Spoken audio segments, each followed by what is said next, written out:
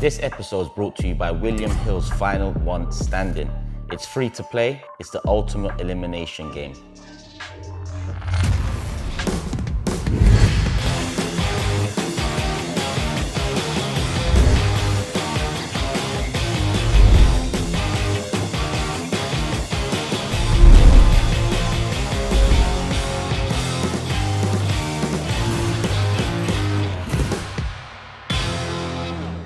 How's it going, people? Welcome back to the channel. Welcome back to the Fourever Arsenal podcast. As you know, as you can tell from our faces, it wasn't a positive result, or some might say it was, but I believe us four don't believe it is. It's a point, Emirates City, a late equaliser from Martinelli, and we're here to talk about that and maybe just preview Port Vale a little. Not that really matters right now. It's Sunday night, people, so it's still the day of the game, the result, the performance, and all of that. So it's still very raw. So hit the like button, make sure you are subscribed to all of that stuff. And as usual, I got Jordan, Lee, and James in the building, individual channels. You should already know what to do.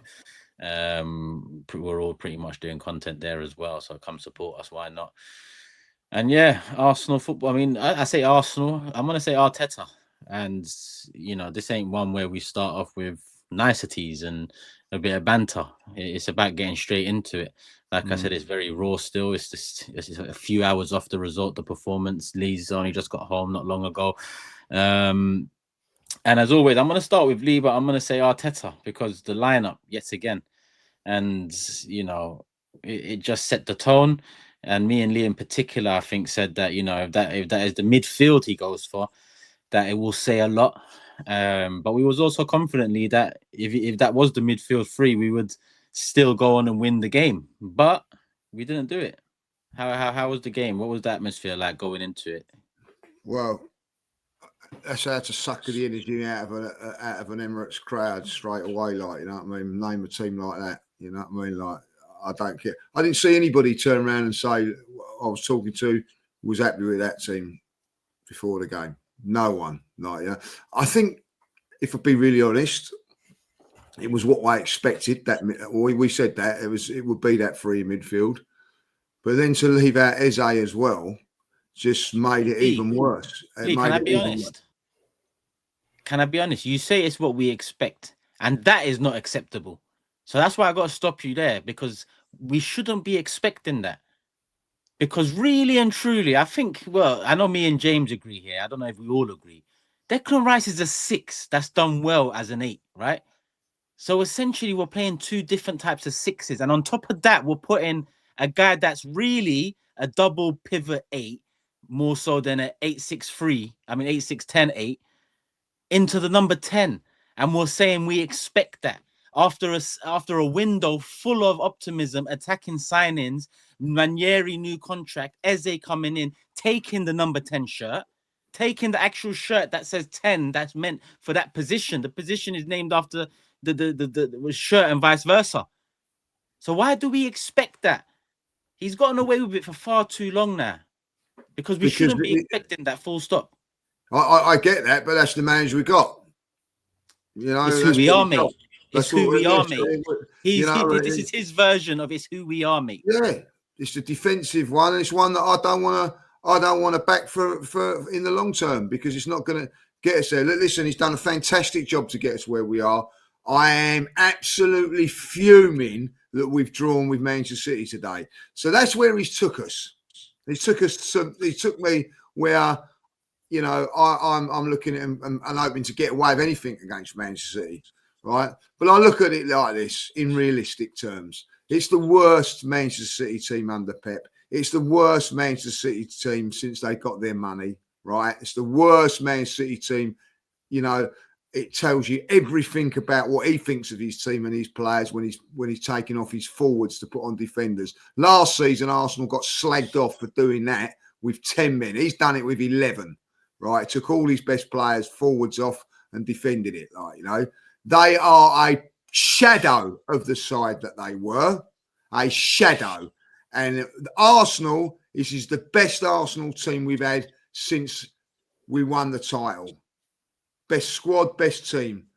And what I see is a manager go out there and put 7 defensive-minded players out at home in a game that you should and could be and should be winning. So don't worry about the goalkeeper. That makes it 8 if you want to. They had more attacking players on their pitch than us. It tells you everything about this manager. He is too scared to lose games of football. I don't want it. I don't want it. You've got to be brave. You've got to be, we keep coming second. Why do we keep coming second? We've got to try and do something different. And today was the opportunity to go in there and go, do you know what? Look what I've got on this team. Look what I've got attacking-wise. I'm going to use it. We've got a bloody good defence, and he decides to shore it up with 3 midfield players in there, and then he has the audacity to turn around and go to me, or in the press conference, like, you know what I mean, that no one moaned about it on Tuesday. Yes, they have. We moaned about it at Liverpool, but you still done it. We moaned about it at Bournemouth, and you still done it. How many times have you played Mourinho and Rice in a team together? Do you know how many times he's played it? 11 times. You know how many times he's won in 11 times? One. And you tell me that like no one's moaning about it. And then you have the audacity to turn around to me and every Arsenal fan and turn around and say, after what I see today, the team you put out today and the performance, we play better than we did when we beat them 5-1. Who are you kidding? I've had it like, you know what I mean? That today, like someone said in the crowd today, he's a coward. It was a coward's team selection. We're Arsenal, we're home. 60,000 fans there today, deflated because of that. Like, they might all the old Arteta people will all deny it and go, oh, we was all behind the team. They was deflated. There was people moaning about it, going, oh, I don't know, I'm not sure about this. Like, got to get behind the team, though, Lee. Got to get behind it. Oh, of course. I still fancy, even with that team, I still fancy us winning. Mm. And then ask yourself a question. How comes they've got on, with all of those defenders, how comes that they are running one-on-one with our goalkeeper? How's he doing that? Listen, he knew he made a mistake by bringing on the substitutions at half time. If he wasn't worried about it, why did he do it? What is he turn around and says to you? He turns around and says, no one was moaning about it on Tuesday. So why have you changed it then, Mikel? Why have you changed it? That's the most insulting thing. It is that he can say no one asked me about the midfield after Bilbao, but he made the change after 45 minutes. So he admitted in game he got it wrong and earlier than he normally ever would. So why could he not just sit there and go, I made the change because I got it wrong? I got it wrong. Don't insult me, James. It's as simple as that. Yeah. I don't know if he knows that. I don't know if he because a lot of his listen. You've mentioned a couple of his press conferences, comments, and funnily enough, and it's not often I do this, and James seems to have watched it as well. But I've got some notes and I've got that quote written down in terms of nobody asked me about the midfield after Bilbao. He was also asked, and this was the question. This was the question from a journalist, word for word. Can you talk us through your thinking behind the midfield three and what you thought they could do in terms of starting?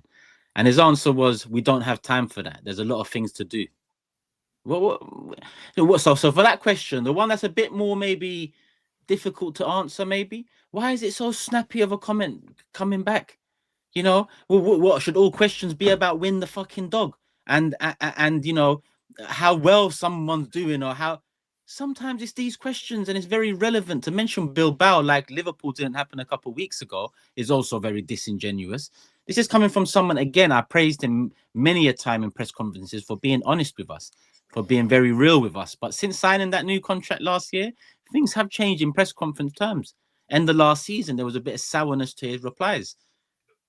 Does he know? Because again, sorry, I went to the asked about the admission. Was it an admission? The 2 substitutions at halftime. He goes, very clear what we wanted to do. Completely dominated, and they scored a goal without doing anything before that. Does he understand we do nothing for the majority of the game? Doesn't matter if you got the ball or not. Doing something is different, and we've got the ball a hell of a lot, but we're doing nothing with it. So as much as he can say Man City were doing nothing and scored a goal, what were we doing in that first half, before and after the goal, aside from Madueke a couple of times? What were we doing? Nothing. But we had more of the ball, and that's what it's about. So I think he gets him. Remember the PSG stuff? We're the best team in the. He's too caught up in stats and facts and the stuff behind the scenes. He's too caught up in all of that than the reality. The reality is, you know what that midfield 3 does. And not only that, Lee, on top of what we said we'd think if he starts that midfield 3 in this one, he's also gone and taken out Eze. Yeah. And put in Trossard on top of it. It's like, oh, you think I won't start Marino? Watch this. I'll start him and I'll start him. And then at halftime, okay, Madueke comes off injured. I get that. The subs only had an impact for about 10, 15 minutes. I think there was a bit of a buzz, but Madueke, was he injured? Yeah, apparently he had something. Yeah, he was carrying it for a bit of the first half. So that was from the press conference as well. But nothing really changed in the second half. First 10, 15, we were better, but it's hard to be worse from that first half in terms of... And then we got worse again. We didn't build on it. Exactly. 60 minutes in, stale again. Can I ask a question? James, you watched it at home on telly, like, so you'd have had the sound up. Turkish, did you have the sound up today? No, so you didn't, like. Did you, Jordan? Right. So, right. I don't know what it was like. That was the least atmosphere. It was nowhere near as electric atmosphere as there has been for Man United, Man City last season, when it's Tottenham. It was nowhere near at that intense atmosphere that we've experienced over the time. Do you know what I mean? When I'm talking about the big games, like, you know, Liverpool coming there, whatever, like, you know what I mean? It was flat today. Did you get that on there? Like, it was flat. So on commentary, it was difficult. The Emirates didn't sound too bad on commentary, but I watched James McNicholas, or a lot of you know him as Gunner Blog, obviously of the Athletic.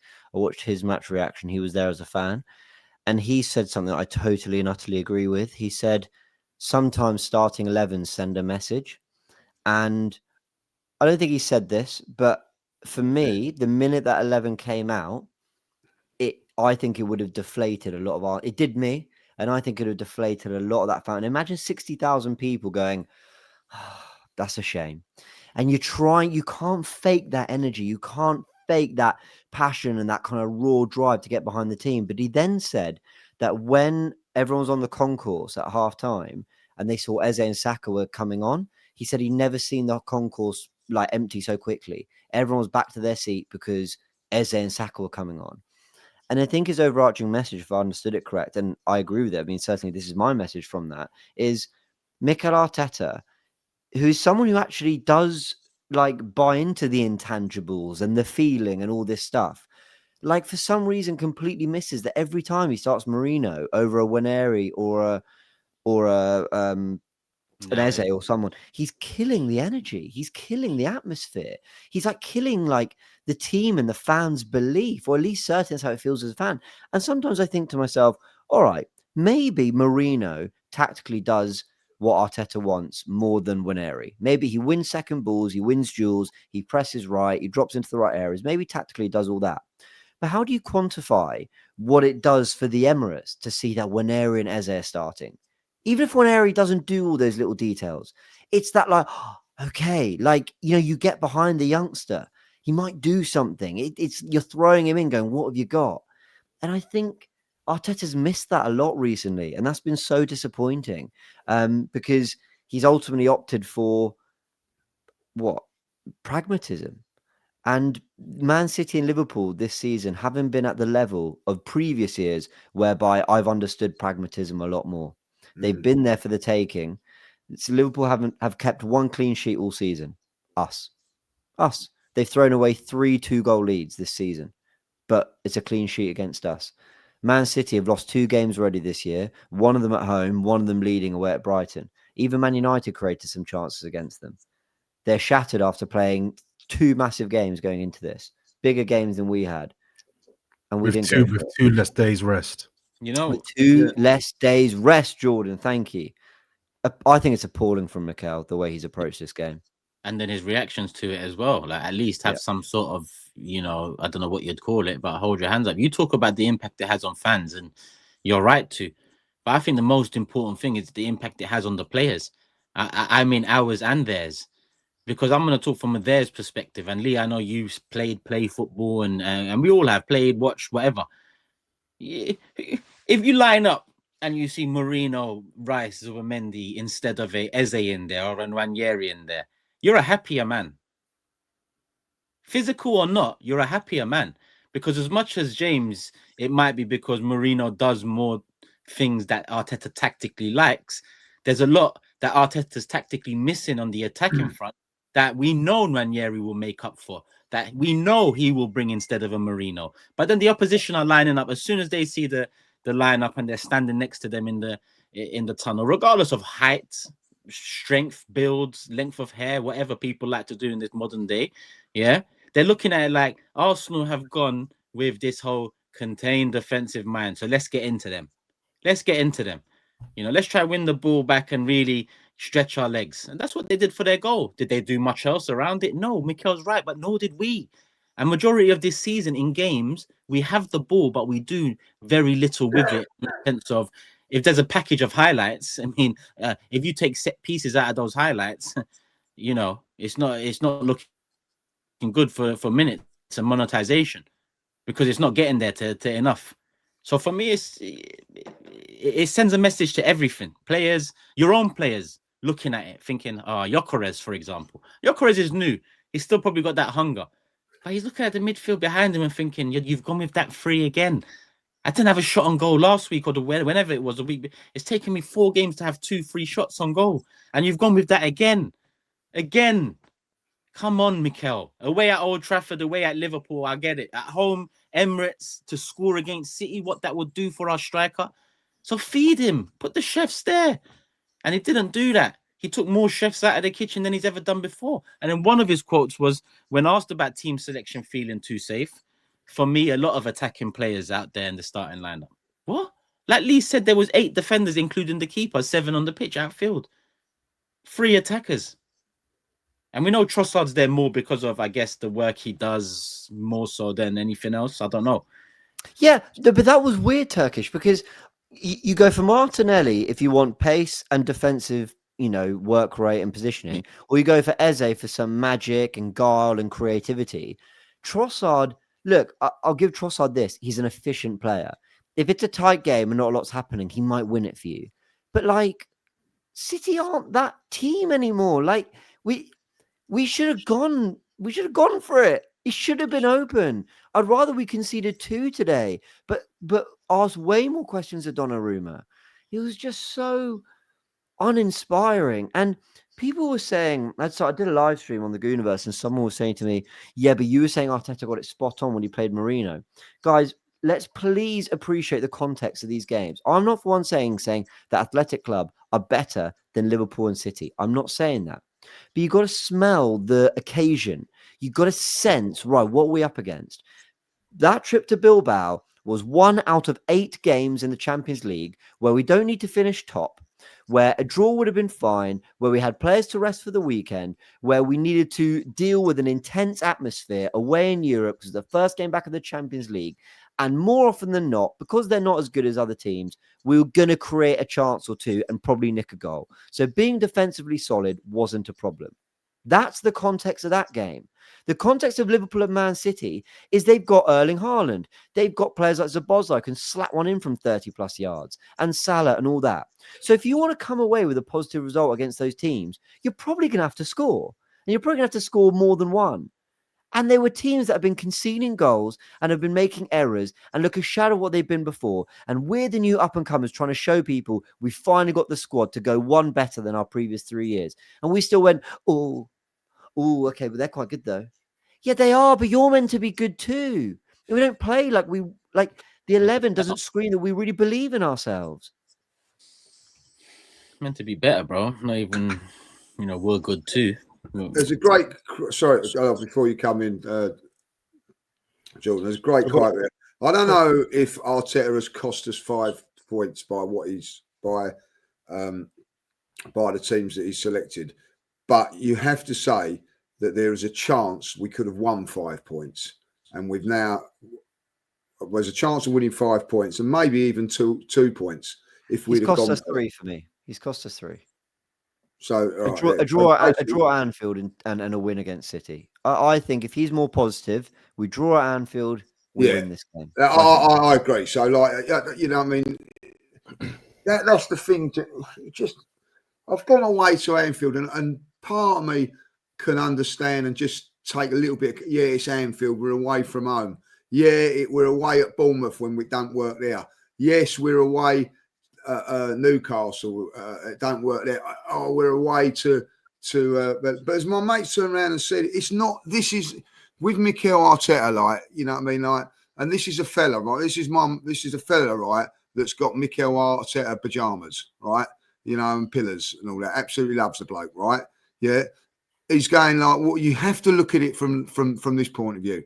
Every single big game. Newcastle semi-finals, picks the wrong team. PSG in the semi-final picks the wrong team. You know what I mean? Like the big game against Liverpool, doesn't go there and do it. Every single big game, he throws it away because he's too cautious. And it's not acceptable no more. Like, you know what I mean? It'd be interesting what he goes up against Newcastle. It's got to change. He's got to change. Sorry, Jordan. That's right, mate. So just before we came on, I listened to a podcast, just a mate of mine does, and they were discussing the game, and the general consensus is exactly what you guys were saying. I have no doubt that on TV, radio, online, all week, the narrative is going to be Mikel Arteta picked the wrong starting 11, and that is the contributing factor, if not the factor, as to why Arsenal dropped points. This is going to be very popular, but I disagree. And let me tell you why. The problem wasn't Mikel Arteta didn't pick creative or attacking players from the start. That wasn't the problem. The problem is that Mikel Arteta doesn't have a team that knows how to attack, independent of the players.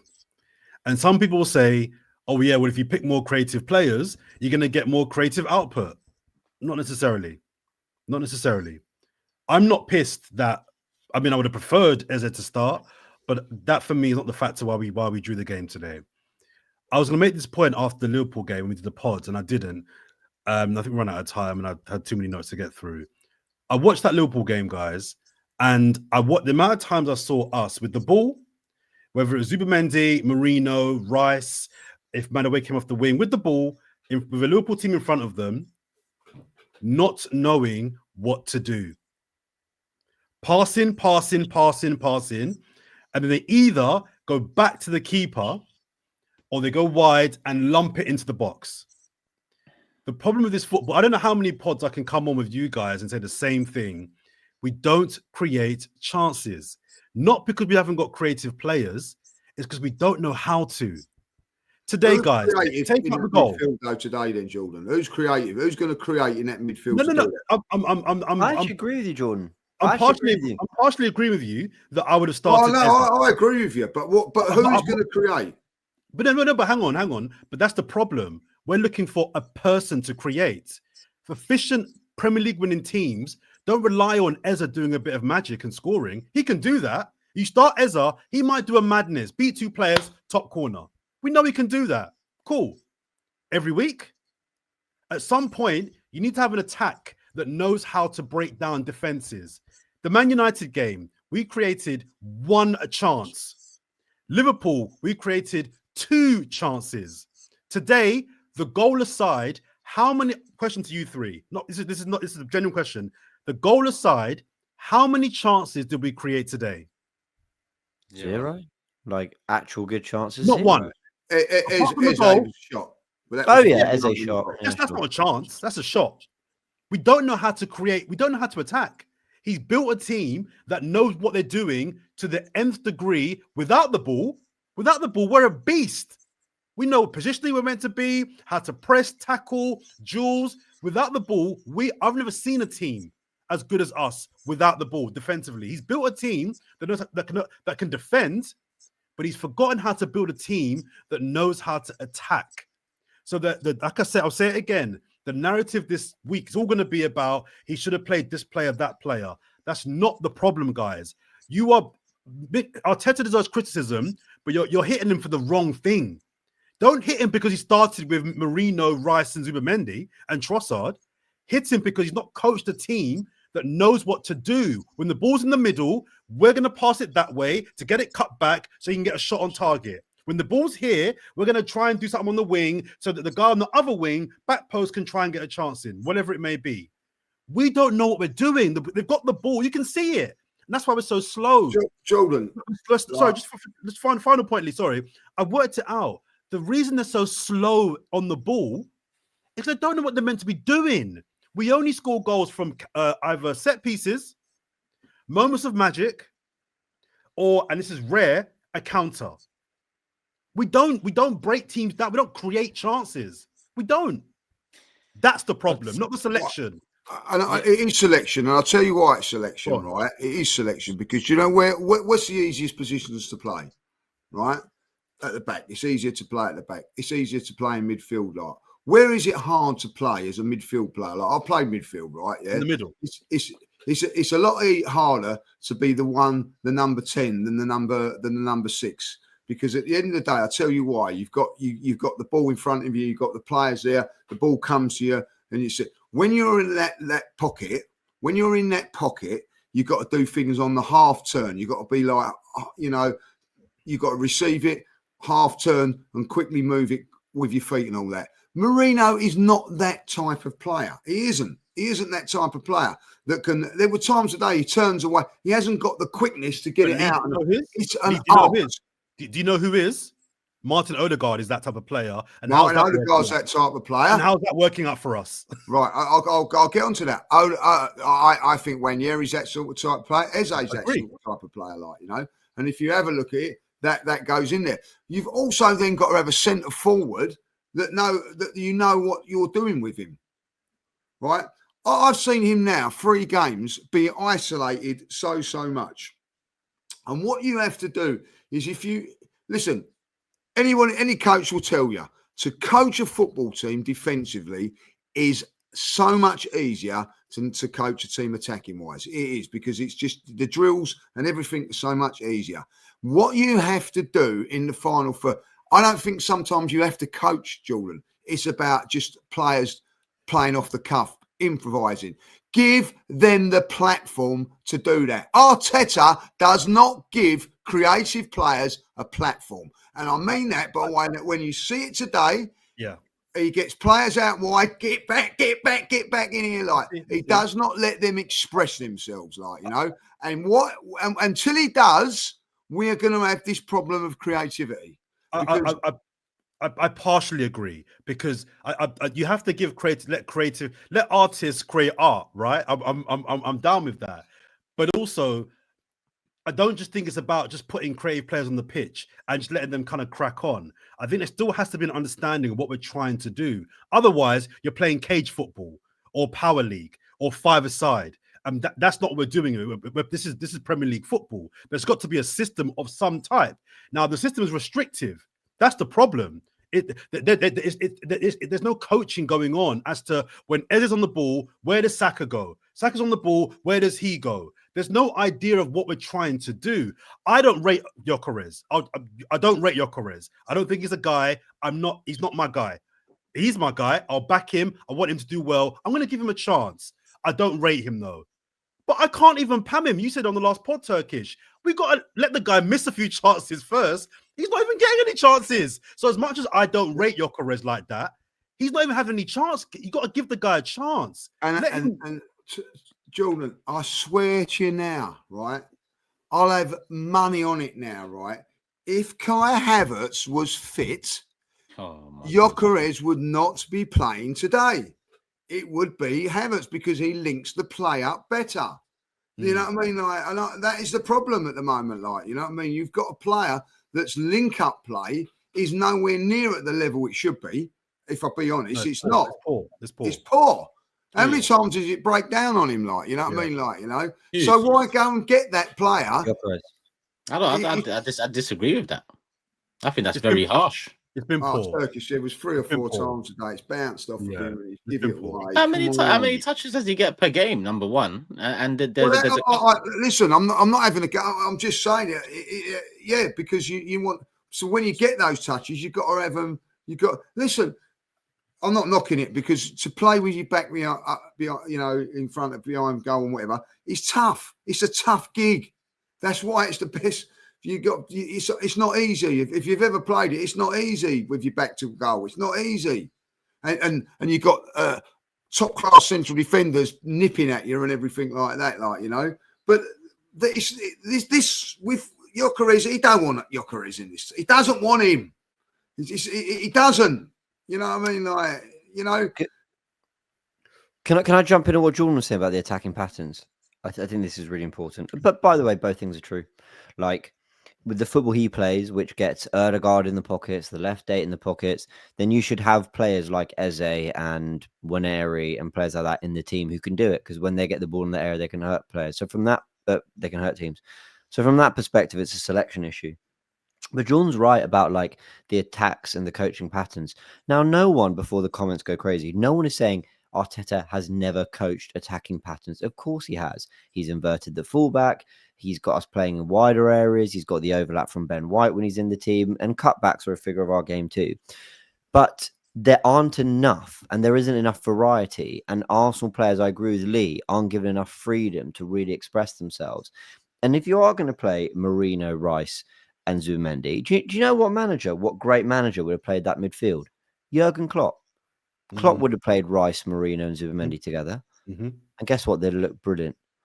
Because their job as central midfielders was to be the supporting cast to a very narrow front three, and then Robertson and Trent would bomb up and down the pitch. So they would cover in the wider areas. They'd drop into the channels to help him build up, and they'd be a really dominant midfield so that they'd press super intensely, and the creativity came from wider areas. So cool, you want to play Marino, Rice, and Zubimendi. On paper, that can work. Tactically, that can work. But Timber isn't Trent. He hasn't got that pass. He hasn't got that cross. He actually put a brilliant cross into the box. And Calafiori isn't Robertson. We're talking about two of the best creative, inventive fullbacks the Premier League's ever seen. So where does our creativity come from? You can't even say, oh, well, at least Trossard and Madueke are in the pockets in central spaces where they're picking up the ball and running at players. They're not. They're wide. So the team is stretched wide, and the players in the central spaces are basically there to win second balls in duels. And guess what? They do that quite well. And when they get it, what are they meant to do? Because the amount of times I saw Marino go for a tackle, go win a header, and he comes out with it. And then he's got the ball, and he realizes there's nowhere to go, and he's got to run into a space. He's got to run past play. He can't do it. But I feel sorry for Marino because that's not what he does. When he played, as you put it rightly, Turkish, he's not a 6. He's like a double pivot player, isn't he? Yeah. When he did that last week against Forest, he was great. Technical level was fine. Turning past players, good, because the game's in front of him, because there's other players to do that magic. And he just facilitates everything. And you know what? If he gets in and around goal, he's a bloody lethal finisher. But why are we not using our players in their best way? Even when we brought Eze on, I want to shout out my brother. He said, I wonder if he's going to move Eze to left 8 and Rice to right 8. Because Eze then will get in the pockets and the left. I thought, oh my God, that's genius. Yeah, surely he's going to do that. And he didn't. Actually, at kickoff, it looked like he was going to do that. He never did. And you're thinking, why are we getting Eze in the right pockets? Where is Eze David Beckham from crosses? Is Eze some channel runner, underlapper who's going to whip balls into the box? No. He wants to do what he did for that goal, which is either play balls over the top, but do things in that left space where he's cutting on his right foot. So Arteta's not even platforming players to do their best work. Martinelli scored 2 goals this week from central spaces, making runs in beyond centrally. But we all know next time he gets a start, it's as a touchline winger, being asked to run at fullbacks, tearing them apart, asking to be asking to be Yamal for us. And he's not that player. He's not a touchline winger who takes on fullbacks. He is someone who wants to make central runs and in front of goal can be pretty lethal. Doesn't platform him right. And this is true of so many of our attackers. Our defensive players, brilliant. He coached them brilliantly. The structure's great, platforms them great, everything's great. But our attacking players, he falls so short on the coaching, on the selection, and on the way he platforms them. I think that's the problem. And until he starts giving these creative players a system to kind of play within, or goes the other way, as Lee's saying, and just like, guys, you can beat your guy one-on-one, beat him one-on-one. Saka, you can just let them flex until one of those two things happen. This is going to keep happening in the big games. We're going to batter your Foresters and your mid-table teams. But when you come against defenses that know how to defend, at least started by saying that's not a great City defense. It's not a great City defense. They got a brilliant keeper and they got a okay defense. But City came, I think, with the mentality of, we don't think you guys can break us down. You can't break us down. And physically, it's a big City team. I think on commentary, Gary Neville was saying at one point, every player in the team, bar Doku and I think Silva, were all 6'1" plus, right? And they were going direct. And they were like, okay, well, we're not going to try and out football you today. We're going to try and mix it up and see if you can handle that directness. And it took us a while to work out what they were trying to do, like the whole half, pretty much, to work out that City weren't here to play football. City were here to be solid, be physical, and with Doku, who I thought was man of the match, counter. And they did it. And actually, the best chances were created by them. They should have scored a second. Haaland's chance in the second half, where if he looks up, I think it's Silva. If he squares it, it's an empty net. It's 2-0. So how are we at home, supposedly the more informed team, with the better 11, but yet the best chances in the game fell to City. People are saying on this pod, I don't know what you guys are hearing amongst the fandom, is that we were good today. When 1-1 was, we weren't good today. We've got to stop this calling us good because we dominate the ball. We keep doing this conflation of just because we're on the ball lots, that means that we were good. No, I didn't think City deserved the point last year at the Etihad. I thought we was really harsh on Arsenal. I thought we deserved to win that game, right? With 90, I thought we were the better team and they got their late goal. Today, I'm not sure we deserve the point. No, Jordan, I don't think we did. This crap about having 68% and that means you're dominated and better. So they allow you to have that. Yeah. They allow you to have that start, like, you know what I mean? Like, and half of that time it was going between Saliba, Gabriel, and our fullback. I don't know if you noticed this today. You know, someone pull me up on it or not. How many long balls did we play today? How many times did we go long today with that three in midfield? How many times we get the ball and launch it? Twice. The goal. I've never seen Raya kick it so many times. Where was the little patterns of play going through the lines? Never done it once in that first half. It was so negative, and it's like, you know, as you said, James, like, you know, you're Manchester City. We're afraid of you.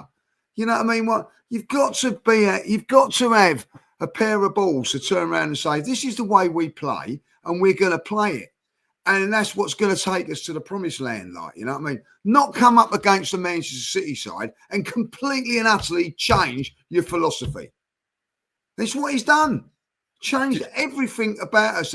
Like, you know, away from home in the Champions League, yeah, because it's not as vital to win that game. You know what I mean? Like, we were 6 points behind Liverpool today, and he's played for a point. That's what, and he's got a point. Can I just say one quick thing? Just on the goal, we don't mention the goal. It's a brilliant finish from Martinelli, but the run is even better. He's taken out two players. The pass is brilliant, but he's taken out two players. Good first touch. And Donnarumma is not short, right? I know he's off his line a little bit. Donnarumma is not a small keeper, right? So it's a brilliant finish. But do you know what really summed up for me what was worrying about the mentality of this club? Brother, get the ball. Go and get the ball. There's still at that point 4 minutes left. It's not the last minute of injury time. There's 4.5 minutes left. Go and get, like, I know you want to celebrate. We could have won that game. Just go and get the ball. And people say, oh, they add it on anyway. But I just think the mentality of celebrating and then rushing back, I didn't like that. And people will say, I've got an agenda against Martinelli. I'm being harsh. listen, we're trying to win a Premier League. Go and get the ball. You've not played I well get you, today. Jordan, but come on, like No, Lee, man, come on, get the ball. There's another minute waiting for a VAR check on it. Like, you know what I mean? Do me a favour. If it finishes You know what I 1-1, mean? Like, fine. But to go and celebrate Lee, for you're a backing minute, that. huh? What, Lee? You think that was okay?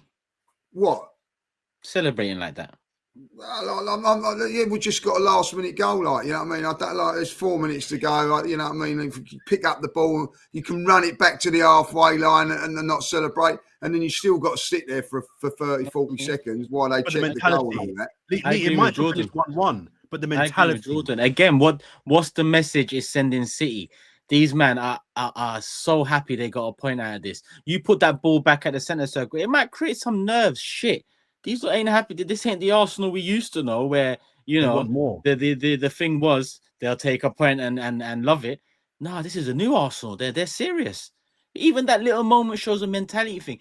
I think some of what Arteta is about now. I think some of the players too. They're still stuck in the 2 years ago, where something like that we would have loved and got behind them and said, It's you know what, you done your thing regardless. What they need to know now is whether it's Mikel's 15 million a year contract or whether it's Martinelli's 170k a week or whoever else is now's the time to deliver titles, trophies, not a point at the Emirates against a City side you demolished last year. This ain't 2 years ago where we would have taken that and said, you know what, we showed a bit of grit, heart, determination, fire. Because I'm not even going to take away the Martinelli. Martinelli, celebrate because you know what? You've been dropped 2 games in a row. You've come off the bench and scored. Have your moment. But then the rest of the team going around, no, none of that. Get back to that centre circle. I've seen Tottenham pick up the ball from the back of the net before. Son against Liverpool when they needed a goal and put it in the middle.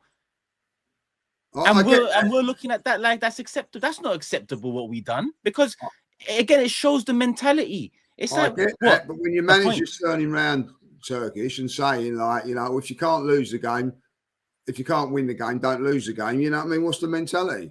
Yeah, but that's a nice saying. And aside from that, it's fuck all.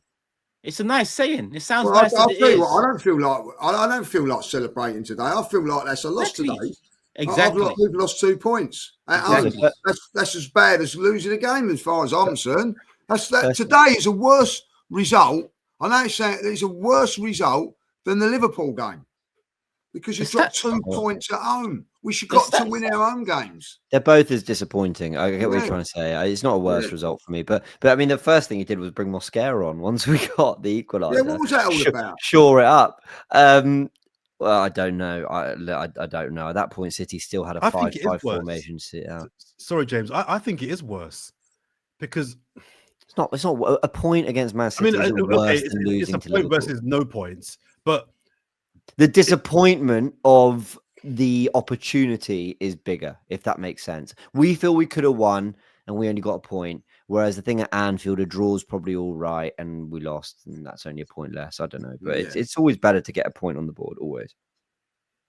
Losing will never be all right, but it might be a point that wins us the league. Who knows at this moment in time? You don't know, but like I get what you're saying, but it sends out a message today. That sends out a message that it does.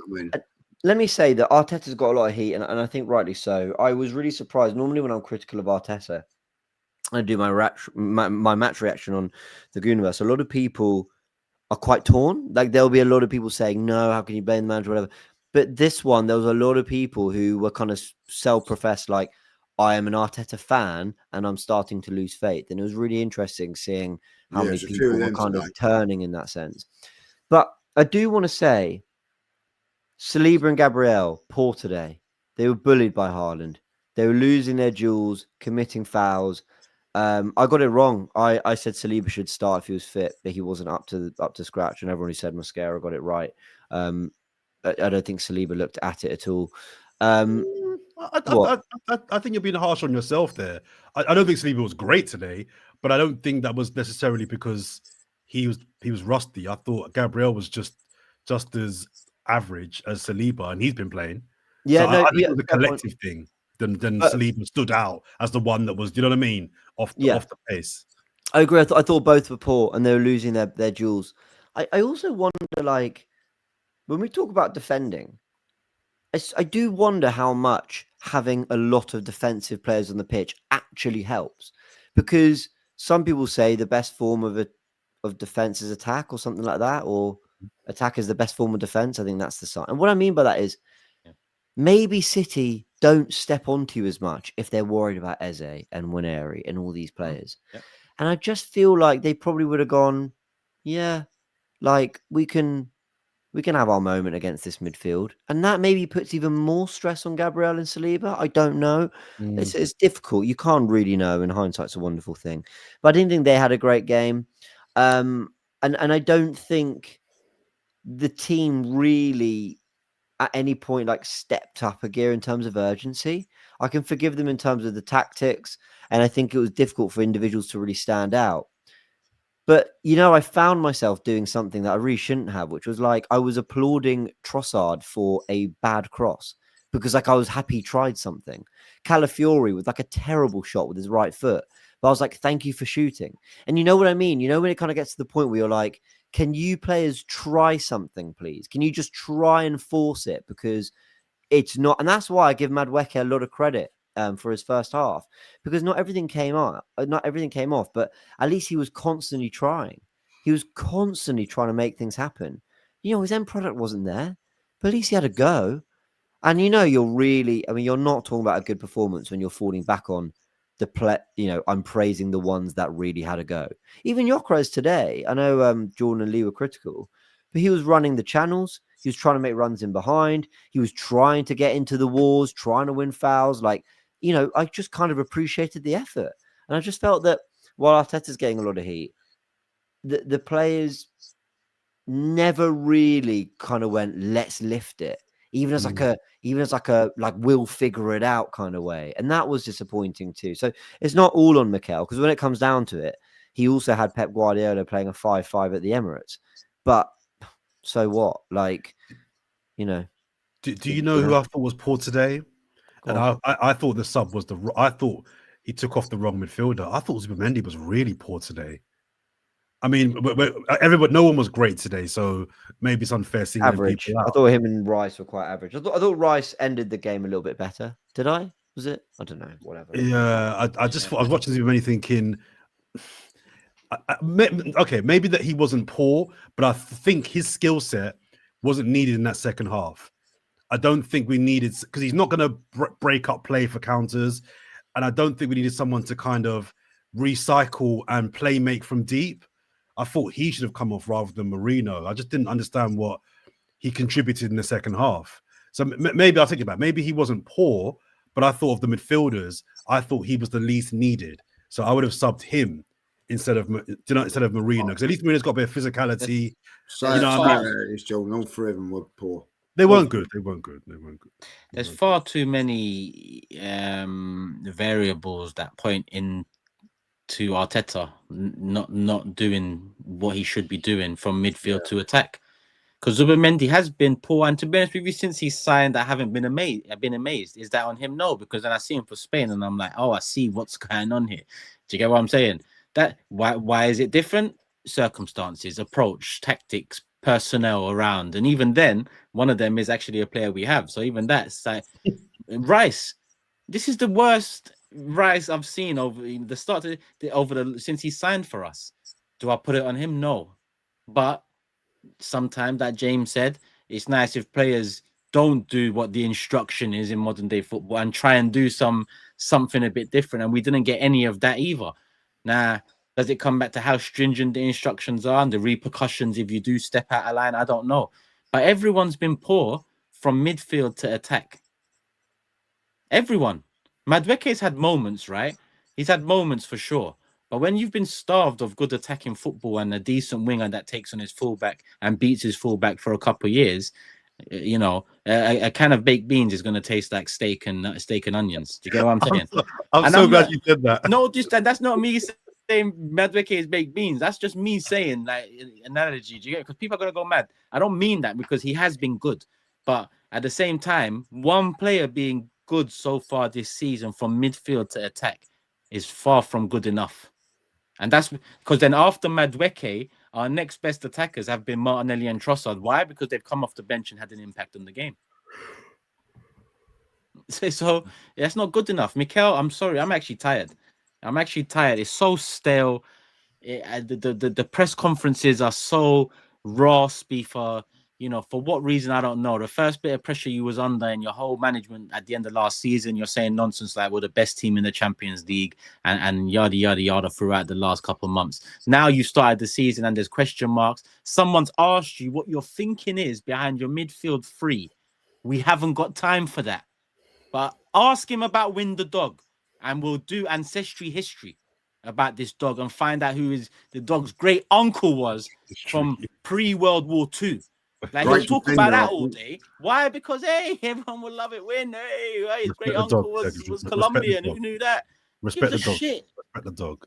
Tell us what you're thinking with this midfield so we can at least maybe understand it. Because I don't understand how he can then turn around and laugh and say, there was a lot of attacking players on that starting lineup. Like Lee said, are you having me on? There was more attacking talent on the bench today than there was in the starting lineup. The more you think about it, that goal at the end it's really saved them I mean, it's only a point, but it's saved them a lot of heat. Because if we lose that game 1-0, as angry as we all are right now, can you imagine the narrative, the fan base? If that hits the post and goes out and bounces back out, do you know what I mean? And then Newcastle's a must-win. It is a must-win. It is, because Jordan, you're so right. Again, we all expected to win this game, but a draw against Man City is not the end of the world. If we played thrilling attacking football, sucker punch by Haaland, we come away with a point, we're disappointed. But it's game week 5. They're obviously a very good side who spent a lot of money. But it's the context in which the result happened and the missed opportunity. It was the same with Anfield. You can lose at Anfield. I want to remind everyone that Liverpool won the title having lost game week 3, I think it was, to Nottingham Forest, maybe game week 4. They lost at home to Nottingham Forest. And then I think in around October, November, they drew to Fulham 2-2. And then in January, when things were really heating up, they drew 2-2 to the worst Man United side ever. So Liverpool had some stinker results at Anfield last season. It can happen. It's not the end of the world, but it's about intent. It's about it's about the message you're sending out and the way you go about these games. And that's what's so frustrating, because 3 wins, a draw and a defeat, and that defeat being Anfield and the draw being Man City at home, isn't the end of the world. If you go and win at Newcastle, it's actually a very decent start. But it's the missed opportunities time and time again. That is what's really frustrating. And I want to be fair. Sorry, very quickly. I want to be fair to Mikel. The attacking football, I thought we were quite open against Man United. Against Forest and Leeds, I had no complaints. I liked the football. I think it was much better than what we'd seen last season. But I'm not like praising him too. Well, I did praise him, but I'm not blown away by a manager that can get us looking quite good against Leeds and Postecoglou's Forest. It's in these games. Do you have the bottle to trust your players against these guys? James, so just before Lee comes back in, you say you were happy with the performances against Leeds and Nottingham Forest. Again, I mean, someone can just kind of fact check me here. But even in those 2 games, we won 5 and 3-0. 5 and 3-0? Yeah. 5 and 3-0. We didn't create a lot. Take out the set pieces that we scored from, penalties, and an individual brilliant goal from Gyökeres against Leeds. Those 2 games, we didn't create a lot. The Nottingham Forest game looks and feels good because Madueke had his fullback on toast. He individually created a lot, but even in that game, we didn't create a lot of chances. Well, Jordan, do you remember what we said? And I said, I said it after the win, and I said it very tentatively because I didn't want to pour negativity on the positivity. But I said, Leeds open the scoring with a set piece. Forest open the scoring with a wonder strike from a set piece. Like that. So my question was still, have we actually answered it? And Man United with a set piece. So the question of, have we actually improved to the point of breaking teams down when the going gets tough? We're 5 games in and there's actually still no evidence of that. Well, actually, there's evidence that we're better equipped because Eze played a brilliant ball over the top to Martinelli and we wouldn't have scored that goal last season. But yeah, that's kind of, that's where I sympathise with your point, Jordan. Biggest worry now, him saying like, "Oh, what's wrong with that midfield?" Is he'll probably have to play it next week against Newcastle. Because if he doesn't, people are going to go. Oh, well, you know, Why have you changed the midfield? Because you know, I'm worried about next week now. And I'm sorry, guys, if they don't win next week at Newcastle, that's it. It's over. Probably. Race is over. Like 8 points behind Liverpool. They've got to lose 3 games for us and not to. I can't see it happening. You know what I mean?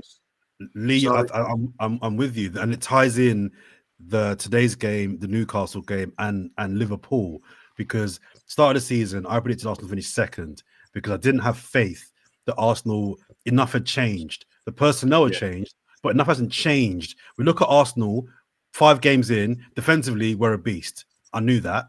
5 games in, we don't create a lot of chances. I knew that. Individual bits of magic from certain players last season, this season, I knew that. I've not seen anything, and people were predicting Arsenal win the title this season. My question back to them was, tell me why. Tell me why you think Arsenal catch Liverpool this season and win the league. Oh, we've got Gyökeres. Okay, they've got Isak. Checkmate. Oh, it's we've got no one give me it's just hope. And I'm not saying the race is over yet, but if we lose against Newcastle on next weekend, and I said this on the last pod, you don't beat Man City, you don't beat Newcastle, Liverpool beat Everton, and Liverpool beat their team to play next weekend. Before you know it, you're 8-9 points off the pace, and you're playing catch up again. It's done. Jordan, I had a little think about what you were saying last week, like, and it was a good point you made about Liverpool, like checkmate on that, like. But I'm not so sure with Liverpool, right? They've lost. If you look at it, they've lost Jota, unfortunate circumstances. Diaz and Nunez, right? Yeah. They've replaced that with 2 forwards. Only one of them can play. The other one can't play out on the left. I don't think that's going to work. So I think they've weakened their front line. If I'll be honest, they've weakened it. I don't think they have, Lee. Isak is a world-class striker. Isak's better than anyone that they haven't got. Yeah, he is. But what I'm saying is, I get that.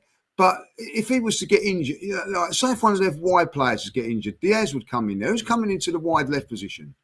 Well, they've got Gakpo. Yes, I mean, it ain't like, we see why they're going to put Isak in. It ain't like they had Diaz coming in last week, who was a performer, who knew what he was doing. I know what you're saying. I don't think it's only one of them 2 can play, and if they do play, it might not work. I think Liverpool and I think you've seen in these last 5 games, it's not quite happening for Liverpool. Lee, you're right, Lee. And I've always been of the mindset, you guys know, I bang on about this all the time. You can't keep getting away with not performing to your optimum and getting away with wins. That runs out after a while. I still believe that. Liverpool are not playing up to speed yet, and eventually it will catch up on them. My concern now is this. By the time it catches up on them, they got a 10-point lead. Here and far away. Yeah, I agree. Do you know what I mean? Or they're winning games when they're not at their best, and they'll click because they're bedding a lot of players. I just want to say, I know we were moaning about the celebrations. Zubimendi, I just watched it back. Zubimendi did actually run into the goal to try and get the ball. Okay, we'll edit this bit out then. That bit earlier on, we'll just cut that bit out. No, but it's true because everyone ran over to the corner to celebrate, but Zubimendi actually ran into the goal trying to get the ball. But it's the new guy. He's not had it ingrained. Yeah. No. We're happy. We're good with that. Don't worry. Don't worry. Come join us. Come join us. Yeah, come enjoy, Martin. We got to keep it moving. Ultimately, I remember from the summer, a lot of people would say to me, when I was banging on about wanting Eze, Rodrigo on top of Gyökeres, Zubimendi, a lot of people would say it doesn't matter who you have with this manager, and I'd look past that a lot, even though I admit there was some truth to it. Now, we're in that position. It wasn't necessarily Rodrigo we bought, but we had a summer where now all the tools are there. It's over to you, Mikel. I think what you said earlier, Jordan, in terms of it's not the starting lineup, it's the fact we can't attack yet. It's tomato to me. It's all on Arteta. Yeah, whether it's lineup or whether it's the fluidity of our transition, it's on him to have fixed this by now, So we're at a point, like we've all said, Newcastle's a must win. It's game week 6, and that's it's not looking good from there. you know what he does, we'll see. You've got Port Vale in between, so I expect us to bounce back. Before we get into Port Vale, people, obviously you've seen throughout the show, you know now throughout the season, William Hill, final one standing. It's a game we've all been playing, but it's a game we're all now officially out of. I'm now out of that too. I ended up picking Aston Villa. I know I said I'll pick Brighton, but I went with Aston Villa away, Sunderland. I thought surely, then a red card to Sunderland halftime. I thought surely 1-0 up. I thought surely. And I'm also out. So here we are. Surely not. I'm out of all of them as well. You're out of all of them? Out Yeah, three Brighton and times. Arsenal. Bosh, gone. You're out of all of them as well, James? All of them, yeah. I've been knocked Brighton. out 3 times. But that's what happens when 2 of your picks are newly promoted sides. Jordan, are you in any of them? I'm out of 2, so I lost. I picked Newcastle. That's my second. What's the third pot? What's the third pot to go into? Yeah. So I'm still in the 200k pot, which is the one that's in the third. I picked Newcastle, then Liverpool this weekend. So I've only been knocked out of 2. So I'm knocked out of 3 now. I'm out of all of them. the third one was the 50k one on game week 2. You probably didn't enter that one. That's all right. You'll probably get knocked out of that as well. So it doesn't make a difference. But I'm still in the 200k one. So again, I'm still carrying Fourever Arsenal. So nothing's changed there. Out of the 500 one, the only one in the 200 one. We'll make our picks, or I'll make my pick for game week 6 when we do Thursday show after the Port Vale game. So to get involved, scan the QR code, click the link in the description. You should already know what it's about. If you don't, then just follow the instructions, people. And as a reminder, James. Yeah, remember you must be 18 plus, UK and Ireland only, and please gamble responsibly.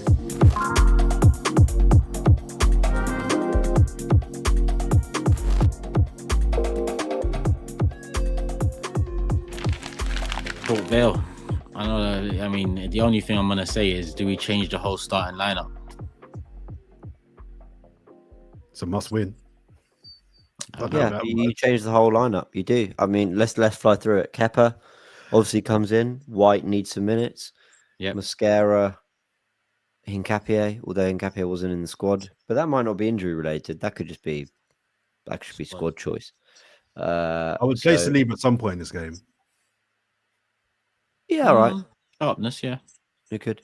Lewis Skelly at left back. I'm not too happy with the minutes Lewis Skelly's played. I mean, I know Calafiori started well, but come on. Did you notice that he was playing really high and central, Calafiori, today? Yeah, because almost number 10 at times. He was really, really high.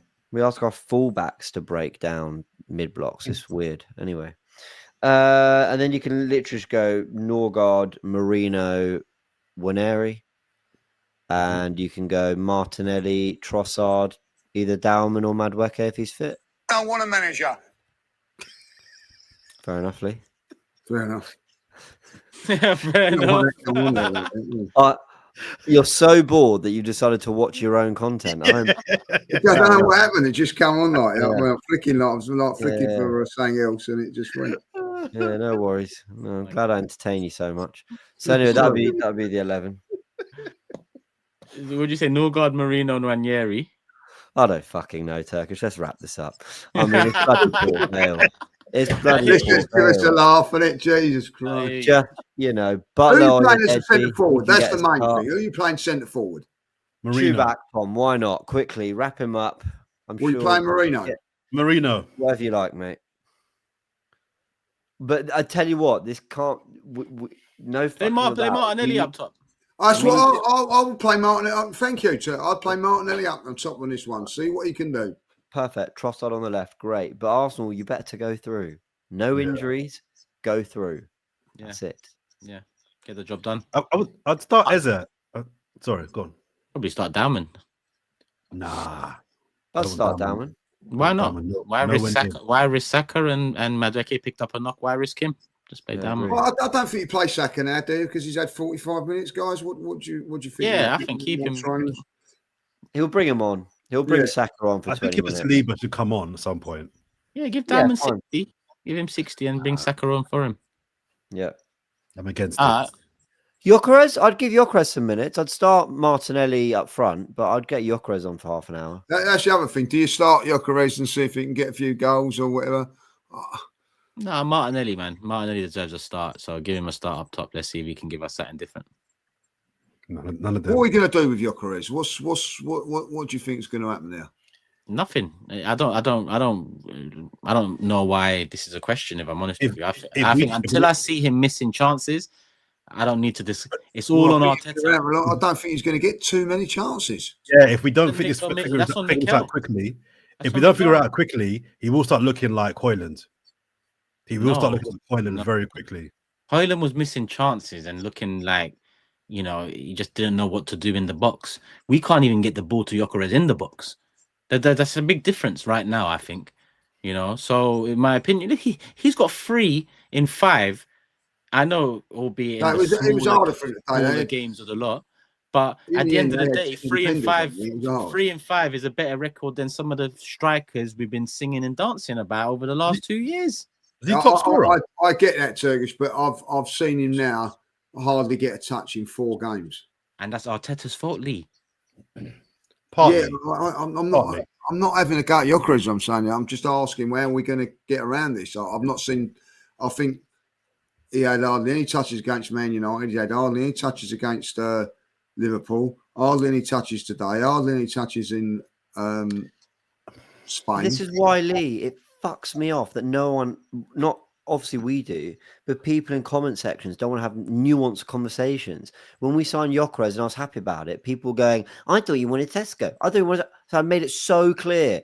If Arteta's willing to adapt, which I actually think Arsenal are trying to do, and I don't think Arteta is trying to do, but if Arsenal adapt to Gyökeres, he's the guy. If we're not willing to adapt, then you've got to get the striker that today can do what Arteta wants from his 9. So I always said Gyökeres was the one who's going to score goals, and he's scoring goals. I mean, if you include pre-season, it's 4 goals, 4 times already put it in the back of the net for Arsenal. I'm not worried about put it in the back of the net. I'm playing him. I think you're right.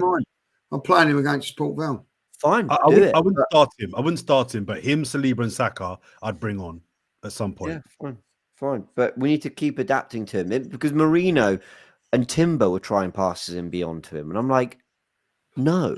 Do you know what? It's not them. It shouldn't be them playing those passes. You might think this is a bit silly, but we're playing against lesser opposition, so it may be a good time to play all that sort of stuff with lesser opposition, and may start to work. You know what I mean? I don't know.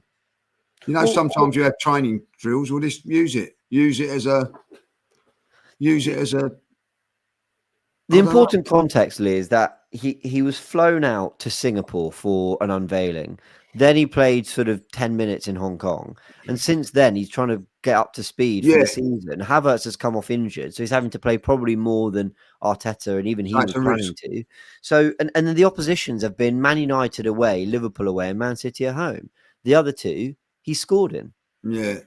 So it's like, I and by the way, I'm quite liking Gyökeres. I agree his touch is clumsy. I made this point match day 1.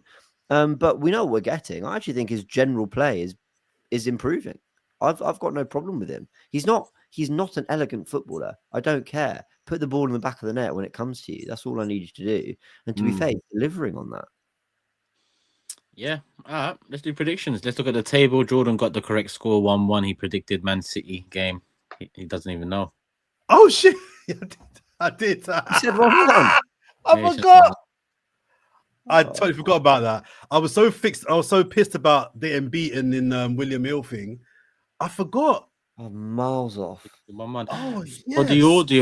For the audio listeners and production who got the table wrong in the final edit last time, listen up. 6 games have been played. Jordan's top with 2 correct scores and 9 points. There again. Lee's in second with 1 correct score and 6 points. I'm in third, no correct scores, 4 points. And James is in fourth, no correct scores, 3 points. So Jordan leads the way on 9. On the way. At the bottom on 3. 6 separates top from bottom. I'm defending my title like David Moyes' Man United. All right, Jordan, kick us off. Port Vale. I don't know. When is it? Wednesday night or Tuesday night? Wednesday, yeah, Wednesday. Who's at home? Port Vale. Jesus Christ. What competition? I don't know. Littlewoods. Well, I'm tired. I don't know. Then just say anything so we can all go to bed. 3-1. Lovely. Lee? 4-0. Turkish? 3-1, 4-0. I'm gonna go 3-1, 4-0. I'm gonna go 3-0. And I'll go 2-0. 3-1, 4-0, 3-0, 2-0. Cool. That's all in, people. Let us know your predictions in the comment section below. And on the comment section below, comments of the day. Yeah, I forgot. I'll find one now, quick. Yeah, I got one. Yeah, I got a couple. Lee is like Gillette. He covered every bit of the topic in the beginning as he covers every bit of his hair with his head. What is all that about? Like, you know what I mean? Suggesting that I haven't got, you know what I mean? I choose to have this hair, like, you know what I mean? There's loads of hair there. Yeah, that's a bad joke that got worse. Bad joke. Not on. Do better. Do better. Exactly. That's what I'm saying. Do better. Don't tempt them, Jordan. Don't tempt them. Yeah, fair enough. I got a couple. One here is like, I didn't know I was doing this. So first it was Turkish, then it was I was interrupting James too much. Now apparently it's Lee. I've got sorry to cut you off, Lee, in quotation marks. The most used sentence by Jordan. Poor Lee. He doesn't even say anything to the guy. So I want to take this chance to say to my fellow podcast mates here, if I'm interrupting you a lot, Lee, I do apologize, and I will endeavor, probably fail, but I'll endeavor to do better next time. No problem whatsoever, sir. Like, you know what I mean? No worries, mate. You know? Word of advice, Lee, as a mate, he said that to me 7 months ago, and I'm still waiting. So if that's anything, I wouldn't hold your breath. So, what are you saying? Good luck with that, then. Good luck, man. Let me know how it goes. Yeah, I will do. That's me. I got one from Zen. I'm gonna say Jordan forgetting a fan's name whose name was Jordan is an all-time pod moment, and it is. I've got so much heat for that. I've got so much heat for that. I can't. When I saw the comment that said, I actually thought the person was trolling. I said, "Did you?" Yeah, I thought the person. Because how can you forget the person's name? It's your name. I'm a busy person. I'm a busy person, Turkish. I've got a lot of names to remember. I've got a lot of things to do. And as we know, I'm the man of the people. I get on the street. I get stopped a lot. Love Fourever. Love James. Where are they based? Huh? What people? Where are they based? On the streets, and I'm on the streets. You know, I don't have fancy cars like you three. I'm on the tube. I'm on the bus. I'm on the, I'm at the train station. I'm in Tesco. You know, I don't have people getting my food for me. I'm out there. You know don't what I mean? say Tesco's. Yeah, you're not. Yeah. Don't lie. Don't lie. Cool. Right, James, don't worry, man. You just give up. You don't have to look for one now. I can see you scanning. You're tired. I've read it. There are a few good ones, but yeah, no, it's all good. None that I'm desperate to read. Cool. Yeah. Carry on. Thanks, comment. There you go, people. Comments of the day done, predictions done. We ended with a bit of laughter, but yeah, it's not been a good day, not been a good weekend. On to the next one, Port Vale, and we'll be back after that one, people, before another big one in the league, a must-win at Newcastle away. We should be back around Thursday for the next show, so make sure you subscribe. Love for the love, individual channels. You should already know what it is, so I'm not going to get into that next time. See you then. Love, peace. We're out.